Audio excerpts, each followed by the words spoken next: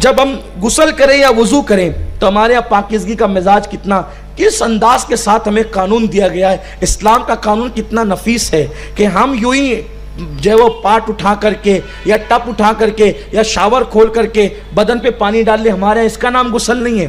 ہمارے ہاں غسل اس کا نام ہے کہ ہم پہلے وضو کریں، یہ سنت ہے. اور وضو کے اندر 3 فرائض ہیں. وضو کے اندر جو وہ 4 فرائض ہیں اور غسل کے اندر 3 فرائض ہیں. تو جو غسل میں 3 فرائض ہے اس میں سے ایک یہ ہے کلی کرنا، ناک میں پانی ڈالنا اور پورے بدن پر پانی بہانا. یہ غسل کے 3 فرائض ہیں. اور جو ہے وہ وضو کے 4 فرائض ہیں، چہرہ دھونا، ہاتھ دھونا، سر کا مسح کرنا اور پیر دھونا. لیکن اب آپ اندازہ فرمائیں، جب ہم ان فرائض تک پہنچتے ہیں اس سے پہلے ہم پانی کو ہاتھ دھوتے ہیں اور پانی کو ہاتھ میں لیتے ہیں اور ہاتھ میں لے کر کے ہم کلی کرتے ہیں اور ناک کی نرم ہڈی تک پانی چڑھاتے ہیں.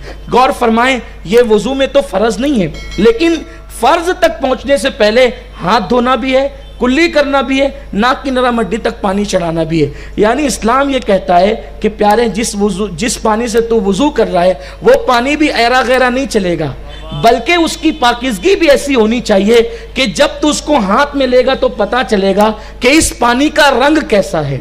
ایسا نہیں ہے کہ اس میں پتے گر گئے اور پتوں کی وجہ سے اس کا رنگ متغیر ہو گیا. تو ایسا پانی بھی ہمیں نہیں چلے گا وضو کے لیے، بلکہ پانی بھی اپنی اصل حیت پر چاہیے، تب اس سے ہم وضو کر سکیں گے.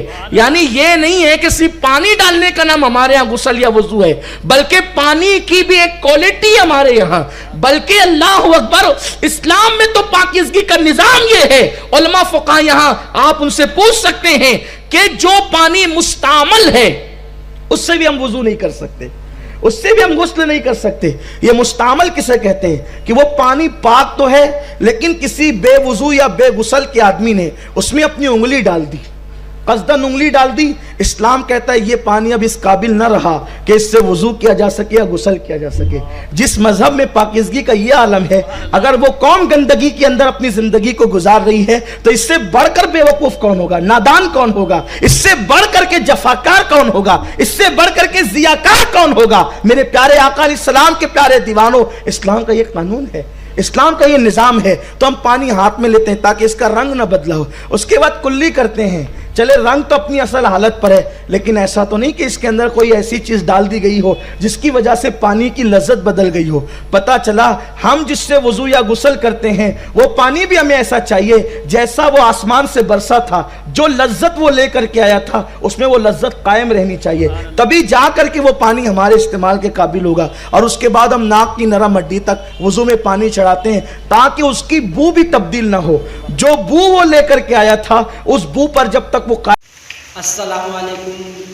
تو جیسے کہ آپ لوگ ہم سے بڑے علماء کرام کا بیان سماعت فرما رہے تھے، جن کا نام ہے سید الامین القادری صاحب، جو کہ آپ کو ننگے یعنی غسل، یہی سوال تھا آپ کا کہ غسل ننگے پیر ننگے یعنی ہو سکتا ہے کہ نہیں ہو سکتا ہے. تو کل ملا کر آپ کو بات سمجھ میں آ گیا ہوگا کہ ننگے ہو سکتا ہے یا نہیں ہوتا ہے. غسل میں 3 چیزیں فرض کیے گئے ہیں. پہلا ہاتھ دھونا، پہلا کلی کرنا، دوسرا ناک میں پانی ڈالنا اور تیسرا پورے بدن پر پانی بہانا.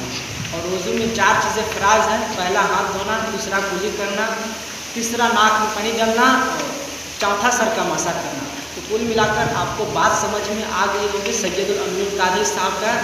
تو میرے کہنے کا مقصد یہی کہ پہلے بار اگر چینل پر آئے ہیں تو سب سے پہلے سبسکرائب کیجئے، اس لیے کہ ہم اسلامک چیزیں تاکہ اچھی انفارمیشن ڈالتے رہتے ہیں. تو آپ سے آگرہ یہی ہے کہ جتنا زیادہ ہو سکے اس ویڈیو کو شیئر کیجئے. خدا